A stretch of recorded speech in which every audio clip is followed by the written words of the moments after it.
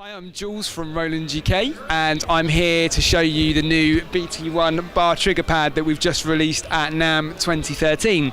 So the BT-1 Bar Trigger Pad is a new trigger that we've just released.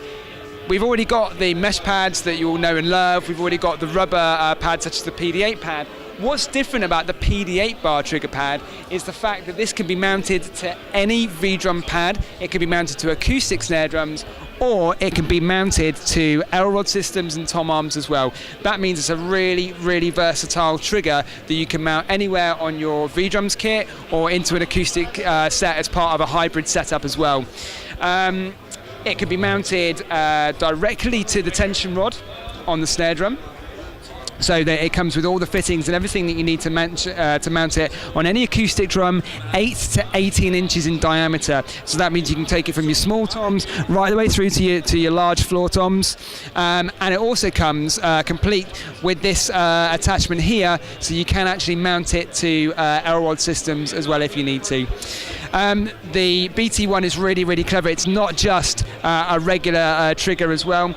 You've got an issue here that when you play a drum, whether it's a V-drum pad or an acoustic drum, you've got to make sure that the vibration doesn't set off that trigger as well, because you might not want that trigger to go with it. So this is where the BT-1 is really clever. As well as having regular piezo sensors on 2 of those across the pad, it's also got a ribbon sensor that goes right the way across the pad itself, and only when you're making full contact with that ribbon, when you're actually playing the bar trigger pad itself, will it start to trigger. So that means that when you're playing the snare drum here, it's not sending off the bar trigger pad. We have also released a new software version update for the TD30, for the TD15, TD11 kits, and also the SPDSX and SPD30 Octapad.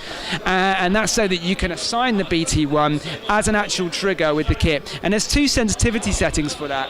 There's the BT-1 regular setting, which means that I can play it lightly and it won't trigger. That means that if I want to do hard cowbells, or I want to do sub drops, or maybe I want to use it as a switch to turn a tune on or off, or change a patch on the kit, you can have that sensitivity setting. There's also another sensitivity setting which makes it really sensitive, which means if you play it very, very lightly,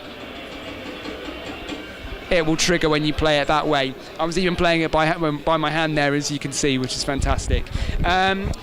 The BT-1, I've talked there about the new and current models of V-drums, but basically you can use the BT-1 with any previous V-drums kit. So if you've got a V-drums kit that you've known and you've loved, or you've got an SPDS or a previous generation Octapad like the SPD20, so long as you've got the ability to put in an external trigger pad, you can use the BT-1 with that setup.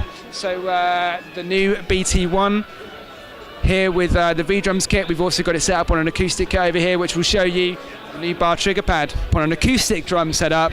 We've actually got the BT-1 here mounted to a spare L-rod there on the bass drum. We've got one mounted to a tom arm over here, and we've got 2 mounted to the 12-inch tom and to the 14-inch floor tom over here. We've also got some RT10 acoustic series triggers on the snare drum as well, which means that when you play the snare, that's going to trigger a sound from the SPDSX or SPD30 Octapad, which you can see on this kit. So the bar trigger pad there, set up with the acoustic set, the perfect way to integrate some electronic sounds into your acoustic playing to kind of get the best of both worlds, the acoustic drum sound and the electronic drum sound as well. The other great thing about the BT-1 is it's really space saving. The thing about adding extra triggers and extra pads to your acoustic setup is it means you've got to have more and more clamps to be able to put them on, or more and more tom arms, and they're also going to take up a little bit of space in your setup.